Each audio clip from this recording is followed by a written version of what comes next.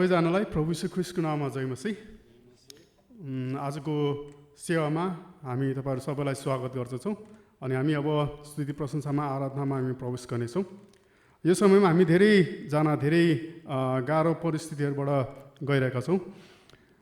हाम्रो भविष्यको चिन्ताले हामीलाई सताइरहेको छ। अहिलेको अवस्थाको कारण कसरी हामी पुनर्स्थापित हुनु हो त्यो कुराको चिन्ताले सोचहरू हाम्रो विचारहरूमा आइरहेका छन्।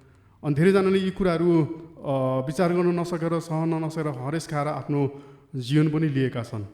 तर हामी यीशु ख्रीष्टमा विश्वास गर्नेहरूको निम्ति हाम्रो निम्ति एउटा आशा छ। अहिलेको परिस्थिति, देशको अवस्था, यी सबै कुराहरू त वचनमा हुनेछ भनेर हामी लेखेको हामी पाउँदछौँ। लुका 21को 11मा यसरी लेखेको छ, भयङ्कर भूकम्पहरू हुनेछन्, विभिन्न ठाउँहरूमा अनिकाल र महामारी हुनेछन्, भयङ्कर आतङ्क हुनेछ अनि आकाशबाट ठुला ठुला चिन्हहरू हुनेछन्। अनि महामारी अनि यस्ता कुराहरू कतिवटा कुरा त वचनमा हुन्छ भनेर लेखेको छन्। हामी त अझ उत्साहित हुनुपर्ने, किनभने परमेश्वरको जीवित वचन पुरा भइरहेको छ। अनि अझ कति पुरा हुन बाँकी नै छ, लेखेका कति कुराहरू बुझ्न बाँकी नै छ। यो वचन हाम्रो परमेश्वरको वचन यो अनन्त छ। स्वर्ग र पृथ्वी बितेर जानेछ तर मेरो वचन बितेर जाने छैन, मत्ती 24:35ले भनेछ। यसकारण हामी उत्साहित छौँ। हामीलाई जीवन दिने उहाँको वचन हामीसँग छ। अनि यसकारण हामी प्रभुलाई धन्यवाद प्रशंसा गर्नेछौँ। हामी त्यो कोरस गाउनेछौँ, मेरा ओठले तपाईँको प्रशंसा गरौँ।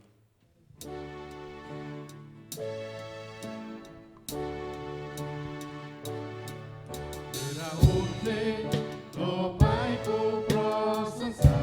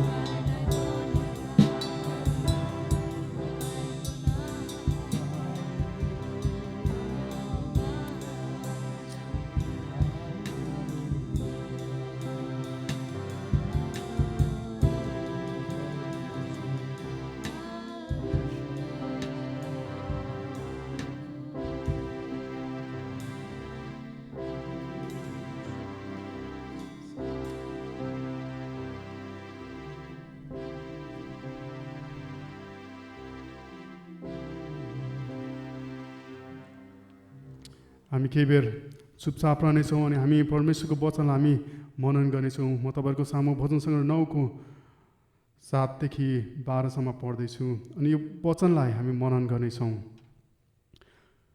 परमप्रभुले सदाकालको निम्ति राज्य गर्नुहुन्छ। उहाँले न्यायको निम्ति आफ्नो सिंहासन तयार पार्नुभएको छ र उहाँले धार्मिकतासित संसारको न्याय गर्नुहुन्छ। उहाँले निष्पक्षसित मानिसहरूमाथि शासन गर्नुहुन्छ। थिचोमिचोमा परेकाहरूको निम्ति परमप्रभु किल्ला हुनुहुन्छ। कष्टको समयमा एउटा शरणस्थान। तपाईँको नाउँ जान्नेहरू जतिले आफ्नो भरोसा तपाईँमा राख्छन्, किनकि हे परमप्रभु, तपाईँको खोजी गर्नेहरूलाई तपाईँले त्याग्नु भएको छैन। सियोनमा विराजमान हुनुहुने परमप्रभुको स्तुति गाओ। मानिसहरूको बिचमा उहाँका कामहरूको घोषणा गर, किनकि रगतको बदला लिनुहुनेले सम्झना गर्नुहुन्छ। सङ्कटमा परेकाहरूको पुकारालाई उहाँले व्यवस्था गर्नुहुन्न। साँच्चै नाम प्रभु महान हुनुहुन्छ। उहाँका लेखेका वचनहरू जीवित छन् अनि उहाँ जीवित वचन हुनुहुँदछ। प्रभु, हामी तपाईँलाई धन्यवाद चाहन्छौँ। तपाईँको वचन, जुन वचनद्वारा हामी उत्साह पाउन सक्छौँ, हाम्रो जीवनका सबै परिस्थितिहरूमा हामी हौसला पाउन सक्छौँ र हामीलाई अगाडि बढ्नलाई उत्साह मिल्दछ। हामी तपाईँलाई धन्यवाद चाहन्छौँ तपाईँको जीवित वचनको निम्ति जुन हामीले पाएका छौँ। हामीले वचन लिएर प्रभु उत्साहित साथ प्रभु अघि बढ्नलाई प्रभु तपाईँले हामीलाई अनुग्रह गर्नुहोस्। हामीसँग यी वचनहरूद्वारा अझै बोल्नुहोस्। हामीलाई ढाडस, हामीलाई साहस, आँट दिनुहोस् प्रभु। यो हाम्रो प्रार्थना छ। हामीले चढाएको धन्यवाद बिन्ती ग्रहण गर्नुहोस्। येशू प्रभुको नाममा माग्दछौँ, आमेन। जय मसीह सबैजनालाई। मण्डली परिवार साथसाथै इन्टरनेटको माध्यमबाट घर घरमा सेवामा संलग्न हुनुभएका र विभिन्न ठाउँमा हुनुभएका जति पनि दाजुभाइ दिदीबहिनीहरू हुनुहुन्छ, तपाईँहरू सबैजनालाई ख्रीष्ट येशू प्रभुको नाममा जय मसीह। म विश्वास गर्दछु आजको आराधना सेवामा तपाईँहरू आशिषित हुनुभएको छ। आज हामी जुन वचन हेर्दैछौँ, आज हेर्न लागेको वचन चाहिँ प्रभु भोजको सम्बन्धमा हो। कारण हामीले आज प्रभु भोज गर्दैछौँ। धेरै पटक हामी प्रभु भोज लिन्छौँ, तर प्रभु भोज हामी किन लिन्छौँ हामीलाई त्यो पनि थाहा हुँदैन। धेरैचोटि हामी रीतिका कुराहरूमा जान्छौँ, कसरी लिने भन्ने कुरामा चाहिँ हामी गर्छौँ, तर प्रभु भोज किन लिने भन्ने कुरामा चाहिँ हामीहरू त्यति धेरै ध्यान दिँदैनौँ। यसर्थ आज हामी प्रभु भोजको सम्बन्धमा सिक्नेछौँ। वचनले के भन्छ, प्रभु भोज किन लिने, प्रभु भोज के हो, यो सम्बन्धमा हामीहरू हेर्नेछौँ।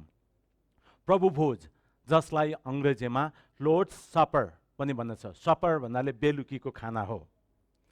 अनि तपाईँले यो पहिलो कोरिन्थीको 10 अध्यायको 16 र 17मा हेर्नुभयो भने त्यहाँ यसरी लेखिएको छ, जुन आशिषको कचौराको निम्ति हामी आशिष माग्छौँ, के त्यो ख्रीष्टको रगतमा हुने सहभागिता होइन र त्यो रोटी जो हामी बाँच्छौँ, के त्यो ख्रीष्टको रगतमा हुने सहभागिता होइन र? रोटी एउटै हो। यसकारण धेरै भए तापनि हामी एउटै शरीर हौँ, किनकि हामी सबै एउटै रोटीबाट खान्छौँ। अनि हामीले यो प्रभु भोजको पृष्ठभूमिलाई हेर्ने हो भनेदेखि हामी सबैलाई थाहा छ, येशू प्रभुको मृत्युभन्दा अगाडि उहाँ चेलाहरूसँग बस्नुभयो अनि चेलाहरूसँग बसेर त्यो अन्तिम भोज उहाँले खानुभएको थियो, जुन भोजलाई नै अन्तिम भोज पनि भनेको छ। लर्ड्स सपर भन्छ, कसैलाई लास्ट सपर भन्छ, अनि कतिले यसलाई कम्युनियन पनि भन्छ। कम्युनियनको अर्थ चाहिँ हो, कम्युन भनेको सँगै बसेर खानु, एकसाथमा सँगै आउनु। यो कम्युनियन भन्ने शब्द वास्तवमा यो कोइनोनोस भन्ने शब्दबाट आएको हो। अनि त्यही शब्दबाट नै कोइनोनिया भन्ने शब्द आएको छ। कोइनोनियाको अर्थ चाहिँ मण्डली अर्थात् सङ्गति हो। कोइनोनिया जो भनिएको छ, जो चाहिँ मण्डली सङ्गति हो, सङ्गतिमा राखेर बसेर खाने भोज हो। यसैले गर्दाखेरि यो प्रभु भोजलाई हामी हल्का प्रकारले पनि लिनु हुँदैन। पहिला त गरेको थियो, घर घरमा भइहाल्छ नि भनेर पछि पनि तपाईँहरू प्रभु भोजको बेलामा मण्डलीमा नआएर घर घरमै बसेर प्रभु भोज लिनुहुन्छ भने त्यो चाहिँ ठिक भएन। त्यो यो वचनमा लेखिएको अनुसार हुँदैन। यसर्थ प्रभु भोज के हो हामीले बुझ्नु पर्यो। यसको गहिरो अर्थ छ प्रियहरू।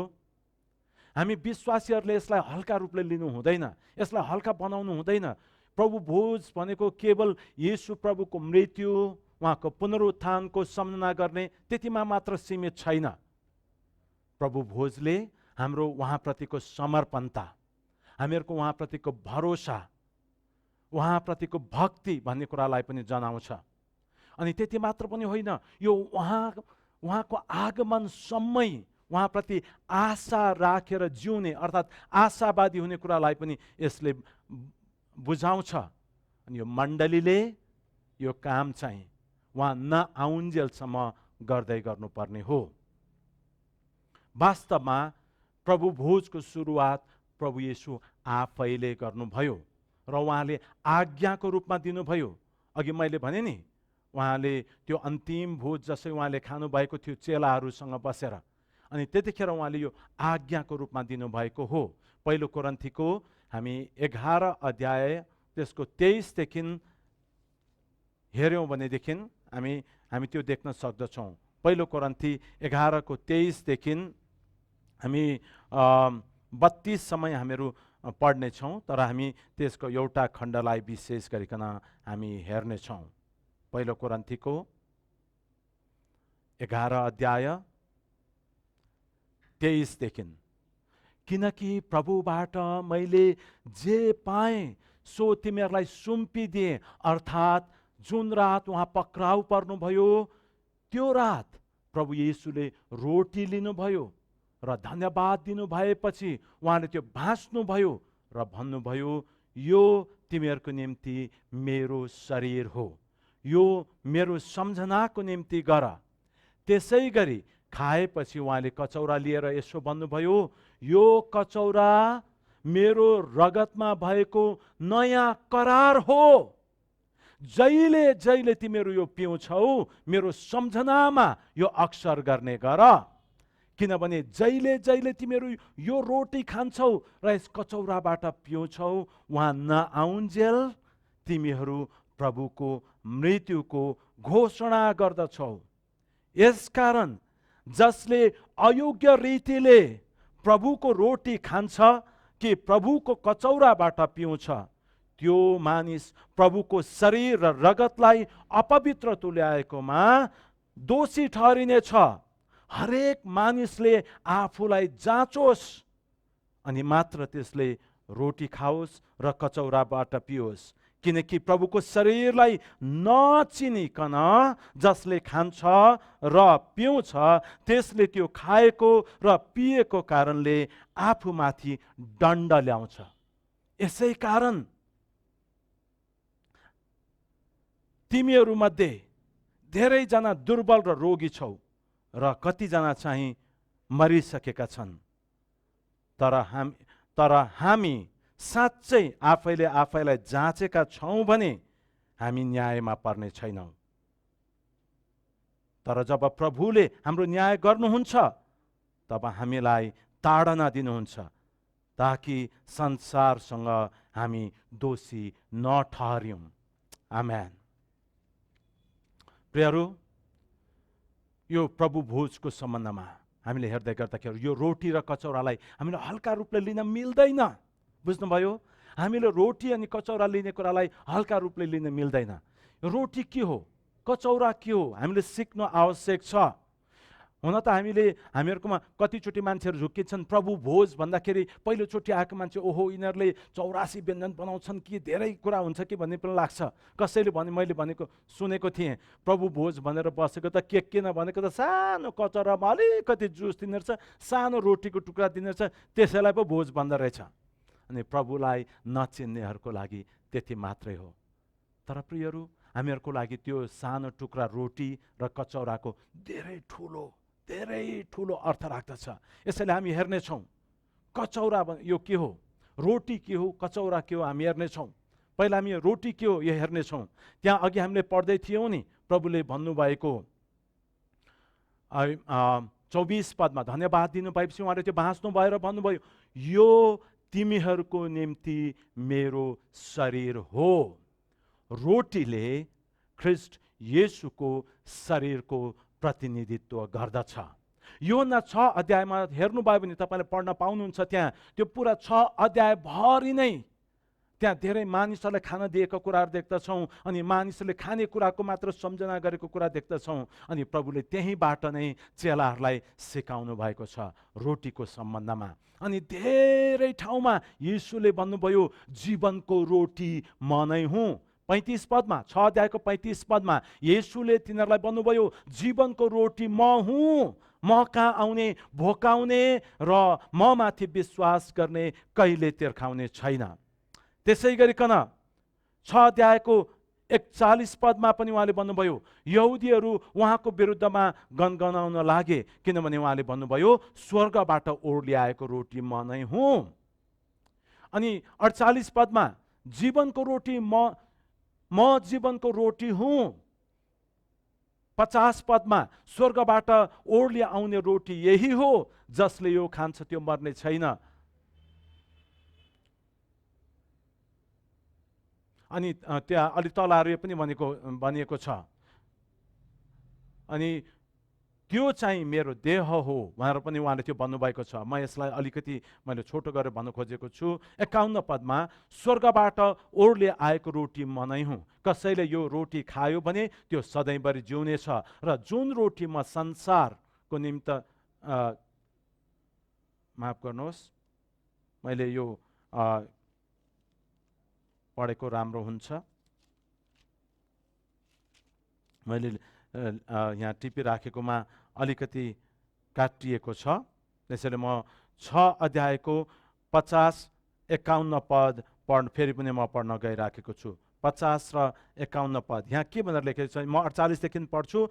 म जीवनको रोटी हुँ, तिमीहरूका पिता पुर्खाले उजाड स्थानमा मन्ना खाए तापनि तिनीहरू मरेर गए। स्वर्गबाट ओर्ले आउने रोटी यही हो, जसले यो खान्छ त्यो मर्ने छैन। स्वर्गबाट ओर्ल्याएको जिउँदो रोटी म नै हुँ, कसैले यो रोटी खायो भने त्यो सधैँभरि जिउनेछ।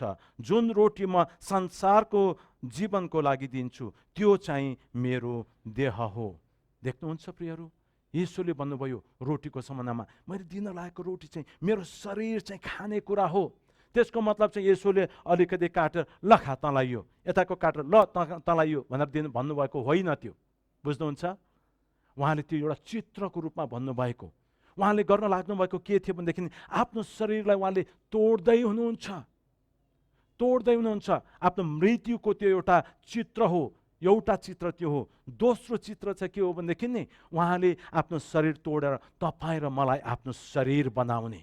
बुझ्नुभयो, जति हामी उहाँलाई विश्वास गर्दछौँ, उहाँलाई विश्वास गर्नेहरू जब उहाँको त्यो रोटी अनि कचौरामा सहभागी हुन्छन्, उहाँको शरीरमा अर्थात् उहाँको मण्डलीमा सहभागिता हो। त्यो चाहिँ हामीले भन्ने गर्छौँ नि, मण्डली ख्रिस्टको शरीर हो। तपाईँ हामीहरू ख्रिस्टका शरीर हौँ। अनि जतिजनाले हामी यो रोटी लिन्छौँ ख्रिस्टको शरीरमा सहभागिता जनाउँछौँ। अघि हामीले सुरुमा हामीले पढेका थियौँ माथि नै, यो पहिलो कोरिन्थीको 10 अध्यायमा त्यहाँ लेखिएको चाहिँ यही छ। र त्यो रोटी जो हामी बाँच्छौँ त्यो ख्रिस्टको शरीरमा हुने सहभागिता होइन र ख्रिस्टको शरीरमा हुने सहभागिता, मण्डलीमा हुने सहभागिता हो त्यो। त्यसैले प्रियहरू, हामी रोटी अनि कचौरा सबैलाई दिँदैनौँ। जो मण्डलीका होइनन् उनीहरूलाई हामी दिँदैनौँ। कतिले चाहिँ विश्वास गर्छन् जसले लिए पनि हुन्छ भनेर, तर हामी नैमकाहरूले विश्वास गर्दछौँ रोटी अनि कचौरा ती व्यक्तिहरूले खान पाउँदछन् जुन व्यक्तिहरू चाहिँ मण्डलीभित्र छन्, मण्डलीमा छन्, शरीरमा छन्। शरीरमा भएकाहरूले मात्रै त्यो शरीरको सहभागी हुन पाउँदछ। अनि कोही मान्छेले कुनै नराम्रो बेठी कामहरू गर्यो, मण्डलीबाट ऊ चाहिँ बाहिर भयो, निष्कासित भयो, उसले मण्डलीलाई त्याग्यो भने त्यो व्यक्तिलाई रोटीको कचौराको सहभागी हुने अवसर मिल्दैन, उसले त्यो नलिएकै असल हुन्छ। किनकि त्यो कोही नहोस्, त्यो मण्डलीमा ऊ त्यहाँ रहेन, त्यसैले उसले त्यो लिन मिल्दैन। किनकि यो रोटीले चाहिँ हामी ख्रिस्टको शरीरमा हुने कुरालाई बुझाउँछ। देख्नुहुन्छ किन हामीले प्रभु भोज लिन पर्ने, कति महत्त्वपूर्ण छ यो प्रभु भोज लिने भन्ने कुरा। यसले हामीहरूको समर्पणता भन्ने कुरालाई बुझाउँछ। प्रियहरू, मण्डलीमा तपाईँ र मेरो समर्पणता, शरीरमा जोडिएर रहनु। यो हात अलग्गै रहेर यो हातले आफै केही गर्न सक्दैन। यो हात यो शरीरमा जोडिएको छ भने मात्र यो हातले काम गर्न सक्छ। यसर्थ प्रभु भोजले ख्रिस्ट येशूको तोडिएको शरीर अर्थात् उहाँको बलिदानलाई बुझाउँछ, जुन बलिदानको कारण हामीले जीवन पायौँ, अर्थात् परमेश्वरसँग मिलाप पायौँ। हामीले उहाँसम्म पुग्ने एउटा नयाँ बाटो पायौँ। येशू चाहिँ बाटो हुनुहुन्छ, उहाँको शरीरबाट भएर येशूमा पुग्न सक्दछौँ। उहाँको रगतले धोइएको भएर सिधै हाम्रो सम्बन्ध चाहिँ परमेश्वरसँग हुँदछ। मैले यो तयार गर्दै गर्दाखेरि कतिवटा कुरा पढेँ, यस्तो अचम्म लाग्यो। नयाँ नयाँ प्रकाशहरू हिब्रू 10:20 यसरी लेखिएको रहेछ, हाम्रा निम्ति एउटा नयाँ र जीवित मार्ग उहाँले खोलिदिनु भयो, जसको कारण पर्दाद्वारा अर्थात् उहाँको शरीरद्वारा भएर हामी भित्र पस्न सक्छौँ। परमेश्वर महापवित्र स्थानभित्र हुनुहुन्छ, त्यहाँ पर्दा छ। जब यीशु मारिनुभयो, त्यो मन्दिरको पर्दा माथिदेखि तलसम्म 2 भाग भएर च्यातियो। अनि त्यसलाई चाहिँ के चित्र दिएको रहेछ भने त्यो चाहिँ येशूको शरीर पनि त्यो टुक्राइएको, येशूको शरीरलाई टुक्राएको, च्यातिएको, उहाँको मृत्यु त्यो पर्दाबाट भएर, त्यहाँबाट भएर, उहाँको शरीरबाट भएर परमेश्वर कहाँ हामी भित्र पस्न सक्छौँ। शरीरद्वारा भित्र भएर त्यो महापवित्र स्थानमा हामी जान सक्दछौँ। प्रियहरू, देख्नुहुन्छ रोटी कति महत्त्वपूर्ण छ। यसैले यो खेलाची गर्ने कुरा होइन, यो खेलाची गर्ने कुरा होइन। यसै कारणले यो फेरि पनि पढ्न चाहन्छु, 1 कोरिन्थी 10:17 रोटी एउटै हो, यसकारण धेरै भए तापनि हामी एउटै शरीर हौँ, किनकि हामी सबै एउटै रोटीबाट खान्छौँ र येशूको शरीरमा हामी एक हुन्छौँ।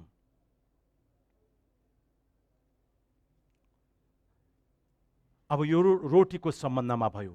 अब कचौराको सम्बन्धमा 25 पदमा, यो 1 कोरिन्थी 11:25 यहाँ चाहिँ के लेखेको छ भने, यो कचौरा मेरो रगतमा भएको नयाँ करार हो। नयाँ करार हो, मेरो रगतमा भएको नयाँ करार हो। यो कुरा सम्झना गर्नुहोस् तपाईँले। जसै हामी रोटीबाट खान्छौँ, हामी र ख्रिस्ट अर्थात् परमेश्वर र मानिसको बीचमा भएको त्यो हामी करारको हामी सम्झना गर्दछौँ। जुन करार चाहिँ उहाँको रगतद्वारा पक्का गरिएको छ, उहाँको रगतले शुद्ध पारिएका हामीहरू, उहाँको त्यो करारको रगत त्यहाँ बगाइएको छ। करार गर्नको लागि छाप लगाएको जस्तै हो त्यो चाहिँ। म यो तपाईँहरूलाई एकछिनमा अब बताउने छु। पुरानो नियममा हेर्नुभयो भने तपाईँले 5वटा विशेष करारहरू छन् मानिस र परमेश्वरको बीचमा भएको करार। करार भनेको बुझ्नुहुन्छ तपाईँले? करार भनेको चाहिँ 2 पक्षको बीचमा सहमति हो। उदाहरणको लागि हामीले यो ठाउँ भाडामा लिएका छौँ भने घरपट्टिसँग लेखेका हुन्छौँ, प्रथम पक्ष भनिने फलानालाई प्रथम पक्ष भनिने छ, द्वितीय पक्ष भने चाहिँ फलानालाई भनिने छ। प्रथम पक्षले चाहिँ यो यो यो यो पुरा गर्ने छ, द्वितीय पक्षले यो यो यो काम गर्नुपर्ने छ, अनि उनीहरूले त्यो करार पुरा गरेनन् भने उनीहरूको करार भङ्ग हुनेछ भने जस्तै गरिकन त्यो करार गरेको हुन्छ, त्यहाँ लेखिएको हुन्छ। प्रियहरू, करार जहिले पनि 2वटा पक्षको बीचमा हुन्छ अनि करार गर्नुको कारण पनि हुन्छ। यसैले मैले भने पुरानो नियममा 5वटा करारहरू छन्। 5वटा करारहरू। पहिलो करार त्यो चाहिँ आदमसँग परमेश्वरले बाँध्नु भएको करार, म यो गर्नेछु, म तँलाई आशिषित हुनेछस्, तैँले यसो गर्नेछस्, तैँले यो गर्नुपर्नेछ। यो माफ गर्नुहोस्, उत्पत्तिको 1:26 देखि 30 तपाईँले हेर्न सक्नुहुन्छ। अनि 2:16 र 17 तर तैँले यो यो यो नगर्नु, त्यहाँ एउटा पनि दिइएको छ। यो चाहिँ आदमसँग गरिएको करार। समय नभएको हुनाले गर्दाखेरि हामी यो धेरै समय बिताउने छौँ। दोस्रो चाहिँ नोहसँग बाँध्नु भएको करार, यो चाहिँ उत्पत्तिको 9 अध्यायको 1 देखि 17 पदसम्म तपाईँले त्यहाँ देख्न सक्नुहुन्छ। तेस्रो चाहिँ अब्राहमसँग परमेश्वरले गर्नुभएको करार, यो पनि उत्पत्तिको 12 अध्यायको 1 देखि 3 सम्म तपाईँले देख्न सक्नुहुन्छ। अनि चौथो चाहिँ परमेश्वरले मोसा र इस्राएलका सन्तानसँग गर्नुभएको करार। हामी यो कुरालाई अलिकति धेरै हेर्नेछौँ। प्रस्थानको 19 अध्यायको 5 र 6 पदमा तपाईँले पढ्न पाउनुहुन्छ। मोसाद्वारा परमेश्वरले मोसाद्वारा इस्राएलको सन्तानसँग, होइन, मोसा र इस्राएलको सन्तानसँग बाँध्नु भएको करार हो त्यो चाहिँ। अनि पाँचौँ करार चाहिँ परमेश्वरले यरुसलेमको सम्बन्धमा दाउदसँग गर्नुभएको करार। दोस्रो सामुएलको 7 अध्यायको 8 देखि 17 सम्म पढ्न पाउनुहुन्छ। तर म तपाईँहरूको सामुन्ने चाहिँ आज केही तपाईँहरूको ध्यान आकर्षण गर्न चाहन्छु। अहिले पछिबाट हामी उत्पत्ति, माफ गर्नुहोस्, प्रस्थानको 19 अध्यायको केही कुरा हामी हेर्नेछौँ। अनि यहाँ भनेको चाहिँ यो कचौरा मेरो रगतमा भएको नयाँ करार हो। त्यो 5वटा करारदेखि बाहेक बेग्लै येशूले भन्नुभएको यो चाहिँ नयाँ करार हो। अनि नयाँ करार के को लागि? किन नयाँ करार गर्नु पर्यो? पुरानो करार के भयो त? पहिलेको करार अनुसार धर्मी ठहरिनलाई मानिसहरूद्वारा काम अर्थात् व्यवस्था पुरा गर्नु पर्थ्यो। काम यो गर्नुपर्छ, त्यो गर्नुपर्छ। तपाईँले हेर्नुहोस्, यो प्रस्थानको 19 अध्यायको 5 र 6 मा त्यो करार बाँधिसकेपछि मानिसले गर्नुपर्ने कुराहरू के छन्? तिमीहरूले यो गर्नु। 19 अध्याय, 20 अध्याय, 21 अध्याय, 22 अध्याय, 23 अध्याय अनि 24 अध्यायसम्म तपाईँले त्यहाँ देख्न सक्नुहुन्छ। 19 देखि 24 अध्यायसम्म मानिसले गर्नुपर्ने काम के हो? मानिसको पक्षमा गर्नुपर्ने काम। अनि 24 अध्यायको 6 देखि 8 सम्म हेर्नुभयो भने के हुन्छ भने त्यो सबै करार बाँधिसकेपछि 24 अध्यायको 6 देखि 8 मोसाले आधा रगत लिएर कचौरामा हाले र आधा चाहिँ वेदीमा छर्के। त्यसपछि तिनले करारको पुस्तक लिएर मानिसहरूको सामुन्ने पढे। तिनीहरूले जवाब दिए। भनेको मतलब करारको पुस्तक, मान्छेले गर्नुपर्ने के यो गर्नुपर्छ। अनि मानिसहरूले भने ठिक छ, हामी यो कुरा गर्नेछौँ। तिनीहरूले जवाब दिए, परमप्रभुले भन्नुभएका सबै कुरा हामी गर्नेछौँ र आज्ञाकारी हुनेछौँ। तब मोसाले रगत लिएर मानिसहरूमाथि छर्के र भने, हेर यो त्यस करारको रगत हो जो परमप्रभुले आफ्ना यी सबै वचन अनुसार तिमीहरूसँग बाँध्नु भएको छ। परमेश्वरले मानिसहरूसँग बाँध्नु भएको करार हो। इजरायलीहरू र परमेश्वरको बीचमा भएको करार। अनि त्यो चाहिँ यो रगतद्वारा सिल गरिएको थियो, पक्का गरिएको थियो, रगतबाट पक्का गरिएको थियो। त्यो चाहिँ कस्तो भयो नि? करार गर्यो, दुई पक्षले करार गरिसकेपछिबाट अनि प्रथम पक्ष द्वितीय पक्षले साइन गर्नुपर्छ। हुन्छ, म यो पालन गर्नेछु, उसले साइन गर्छ। अनि अर्कोले पनि साइन गर्दछ। अनि त्यो पक्का भयो। अनि कति ठाउँमा त छाप लाउने चलन पनि छ। अनि त्यो पक्का गरेर छाप लगाएको जस्तै, रगतद्वारा त्यो छाप लगाएको जस्तै नै हो। तर प्रियहरू, त्यो पहिलो करार अनुसार मानिसहरू चलेनन्। मानिसहरूले त्यो करार अनुसार चलेनन्। अनि करारमा के हुन्छ भने, अनि दुई पक्षमध्ये एउटाले करार भङ्ग गर्यो भने त्यो करार रहिरहँदैन, त्यो करार भङ्ग भएको ठहर्दछ। बुझ्नुभयो? अनि यहाँ त्यस्तै भयो, करार भङ्ग भयो। परमेश्वरले भङ्ग गर्नुभएको होइन, परमेश्वरको निम्ति त्यो करार पुरानो होइन।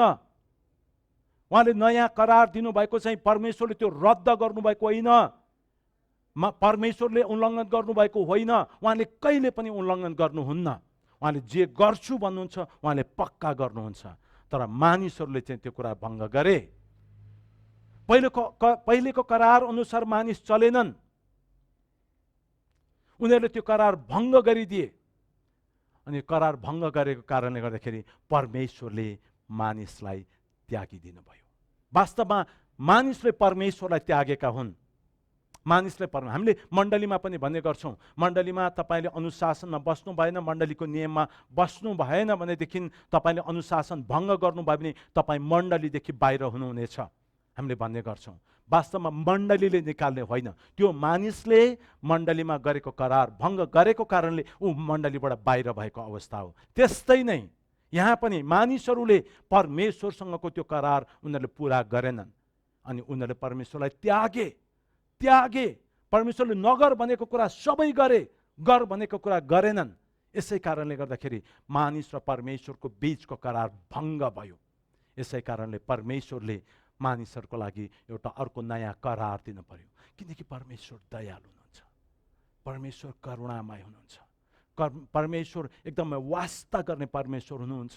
परमेश्वरले भन्नुभएको थियो, तिमीहरूले मसँग बाँधेको करार भङ्ग गर्यौ भने तिमीहरूलाई यो यो यो यो हुनेछ भनेर भन्नुभएको थियो। अनि तपाईँले यो हेर्नुभयो भनेदेखि व्यवस्थाको 29 अध्यायको, हामीसँग समय छैन यो पढ्नलाई, तपाईँले पछिबाट हेर्न सक्नुहुन्छ। 29 अध्यायको 16 पदसम्म तपाईँले हेर्नुभयो भने त्यहाँ देख्न सक्नुहुन्छ। तिमीहरूले यसरी यो गर्यौ करार, त्योभन्दा अगाडि चाहिँ तिमीहरूले यो करार पालन गर्यौ भनेदेखि 2 पदमा, यसकारण यस करारका वचन होसियारी साथ पालन गर। अनि त्यहाँ तपाईँले देख्न सक्नुहुन्छ त्यो व्यवस्थामा पहिले दिएको थियो। अनि पछिबाट पनि उहाँले के भन्नुहुन्छ भने यो करार तिमीहरूले पालन गरेनौ भने के हुनेछ भनेर उहाँले भन्नुभएको थियो। अनि तिमीहरूलाई यो हुनेछ, त्यो हुनेछ, तिमीहरूमा यस्तो कुराहरू आउनेछ, तिमीहरूको सन्तानहरू माथि यस्ता खालको समस्याहरू आउनेछन् त्यहाँ लेखिएको छ। अनि त्यहाँ चाहिँ तिमीहरूले यस्ता प्रकारको समस्याहरू तिमीहरूले भोग्नु पर्नेछ भनेर प्रभुले भनिदिनु भएको थियो। त्यहाँ भनेको छ, यस पुस्तकमा लेखेका सबै श्रापहरू त्यसमाथि ओइरनेछन् र परम प्रभुले त्यसको नाउँ आकाश मुनिबाट मेटिदिनुहुनेछ। व्यवस्थाको यस पुस्तकमा लेखिएको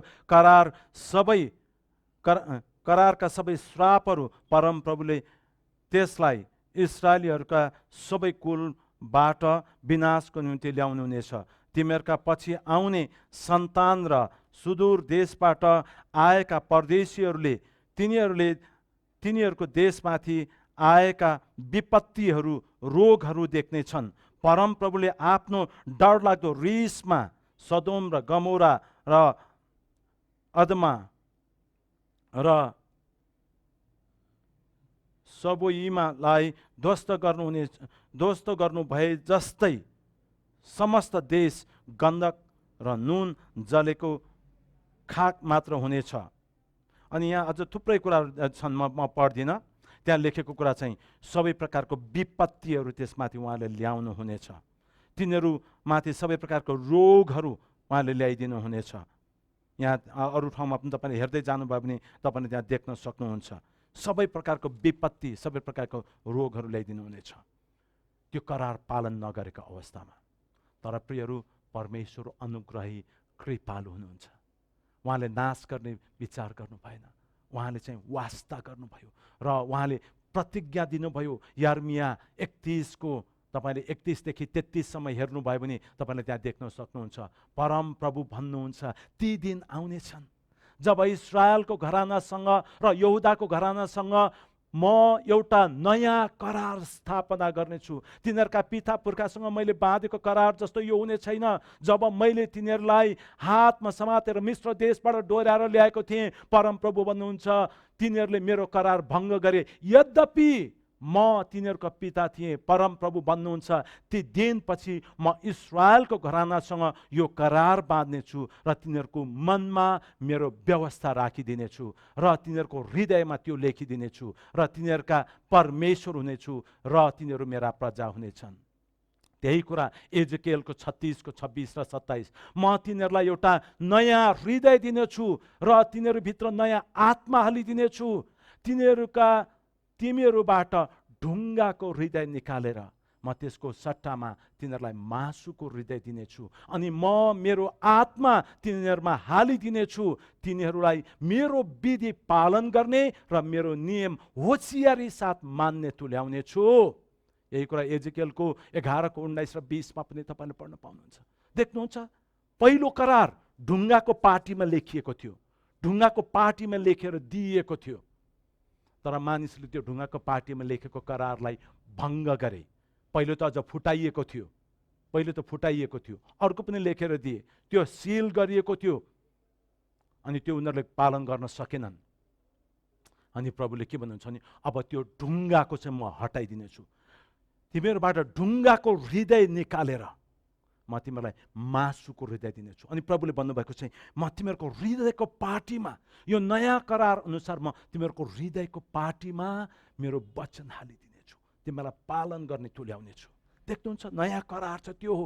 प्रभुको भोजमा बस्दाखेरि जब हामी कचौरा लिन्छौँ, त्यो कचौराले हामीलाई त्यो कुराको सम्झना गराउँदछ कि प्रभुले हामीसँग गर्नुभएको करार अनुसार उहाँले कुनै थुमा अथवा कुनै पाठोको रगतद्वारा होइन, आफ्नो रगतद्वारा सिल गर्नुभएको त्यो नयाँ करार, आफ्नो रगतद्वारा। अनि त्यो रगतद्वारा सिल गरेको कारणले गर्दाखेरि जब हामी कचौरा लिन्छौँ त्यो सम्झना गर्दछौँ हाम्रो प्रभुले हामीलाई नयाँ करारमा ल्याउनु भएको छ। मेरो हृदयको पार्टीमा यो कुरा लेखिदिनु भएको छ। मेरो ढुङ्गाको हृदय, त्यो अब मैले गर्न नसकिने कुरा, त्यो शिलामा लेखिएको कुरा, त्यो चाहिँ यहाँ मात्र थियो। यो ज्ञान छ, सबै कुरा छ, यहाँ छ, तर गर्न सकेन। थाहा छ प्रियहरू, हामी धेरै ज्ञान हासिल गर्न सक्छौँ, हामी बुद्धिमान हुन सक्छौँ, सबै कुरा यहाँ थाहा हुन सक्छ, तर कति अवस्थामा यहाँ भएको कुरा चाहिँ यहाँबाट आउँछ सकिन्छ। तर जुन कुरा प्रभुले यहाँ भित्र लेखिदिनुहुन्छ नि हृदयमा, त्यो हृदयमा लेखेको कुरा चाहिँ हाम्रो एक्सनमा आउँछ, हाम्रो व्यवहारमा आउँछ। यसैले परमेश्वरले त्यो निश्चय गर्नुभयो र उहाँले भन्नुभयो म तिमीहरूलाई परमेश्वरको आत्मा लेखिएको ढुङ्गाको पार्टीमा होइन, तर मासुको हृदयको पार्टीमा, नयाँ करार लेखिएको चाहिँ मासुको हृदयको पार्टीमा लेखिदिने उहाँले यो कुरा भन्नुभयो। यसैले लुकाको 22मा होइन, त्यो अन्तिम भोज खाँदै गर्दाखेरि चेलाहरूलाई भन्नुभएको यही हो। यसै गरी खाइसक्नु भएपछि उहाँले कचौरा लिनुभयो र भन्नुभयो यो कचौरा तिमीहरूको निम्ति बगाइएको मेरो रगतमा स्थापित गरिने नयाँ करार हो। नयाँ करार स्थापित गरेको छ, नयाँ करार अनुसार हृदयमा लेखिदिने कुरा। यसैले प्रियहरू, हामीले यो नयाँ करारलाई पनि हामीले भङ्ग गर्न मिल्दैन। पहिलो पुरानो करार भङ्ग गर्यो, आशिष हुँदैन। यो दोस्रो पनि नयाँ करार जो प्रभुले स्थापना गर्नुभयो, अनि नयाँ करार स्थापना गरेपछि हामीले त्यो रोटी अनि कचौरा लिन्छौँ नयाँ करारको सम्झना गर्दै। अनि त्यसको मतलब त्यसैले भनेको छ नि, अयोग्य रीतिले कसैले पनि रोटी अनि कचौरा खान्छ भने त्यसले आफूमाथि दण्ड लिएर आउँदछ।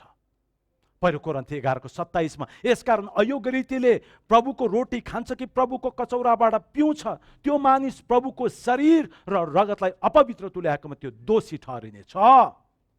किनकि प्रभुको शरीरलाई नचिनिकन जसले खान्छ र पिउँछ त्यसले त्यो खाएको र पिएको कारणले आफूमाथि दण्ड ल्याउँछ। प्रियहरू, प्रभुको रगतमा स्थापित गरेको त्यो नयाँ करारलाई भङ्ग गर्ने, बेवास्ता गर्ने मिल्दैन। अनि अर्को कुरा, प्रभु भोजलाई बेवास्ता गर्ने मिल्दैन। प्रियहरू, हामी भन्छौँ प्रभुलाई पछ्याउँछौँ, अनि उहाँले राखिदिनु भएको, उहाँले सुरु गर्नुभएको विधिलाई बेवास्ता गर्ने मिल्दैन। प्रियहरू, हामी सबैजना प्रभु भोज हामीले लिनुपर्छ मिलेसम्म। नमिलेको बेलामा त हामीले के गर्नु, कोही हस्पिटलको बेडमा होला, कुनै विभिन्न कारणले आउन सक्दैन होला, त्यो अर्कै कुरा हो। तर मिलेसम्म, म यहाँ कतिचोटि देख्छु प्रभु भोज हुँदै गरेको हुन्छ, प्रभु भोज लिने बेलामा कतिजना मान्छेहरू उठेर जान्छन्, प्रभु भोज लिँदैनन्। एकचोटि म होला उसले कुनै काम गरेको होला, प्रभुसँग मेरो सम्बन्ध ठिक भएको छैन, मैले प्रभुले भन्ने कुरा आज्ञा पालन गर्न सकेको छैन भनेर उसले लिँदैन होला, त्यो अर्कै कुरा हो। तर आज पनि त्यसै गरेको छ, भोलि पनि त्यसै गरेको छ।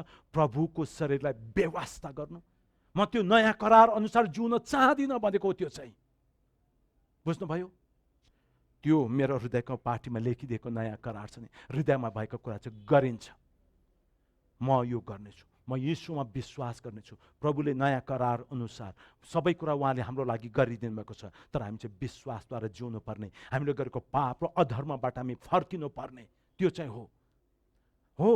हामीले कतिचोटि के भन्छौँ, हामी सम्बन्ध ठिक छैन भनेदेखि हामीले रोटी अनि कचौरा नलिएको बेस हुन्छ। यसैले पहिला सम्बन्ध ठिक गर्नुपर्छ, अनि रोटी कचौरा खानुपर्छ। त्यो त एउटा पक्ष मात्रै हो, सम्बन्ध ठिक गर्ने एउटा पक्ष मात्र हो। त्योदेखि बाहेक थुप्रै कुराहरू छन्, थुप्रै कुराहरू। त्यो कुराहरू भनेको नि हामीले ठिकसँग यीशुसँग नजिएको, उहाँको आज्ञा पालन नगरेको। कतिचोटि हामीले यहाँ आएर हामी करार गर्दछौँ, म यो गर्नेछु, म मण्डलीको समर्पित सदस्य हुनेछु, म मण्डली गङ्गो मण्डली मेरो हो, म गङ्गो मण्डलीको हुँ, अनि मेरो दशांश भेटीहरू यथाशक्य म के अरे मण्डलीका सबै सेवा सङ्गतिहरूमा यथाशक्य सक्रिय भाग लिनेछु, दशांश भेटीहरू अन्य भेटीहरू नियमित ढङ्गले बुझाउनेछु। अनि त्यसै गरेर अरू करारहरू पनि हामीले गर्छौँ।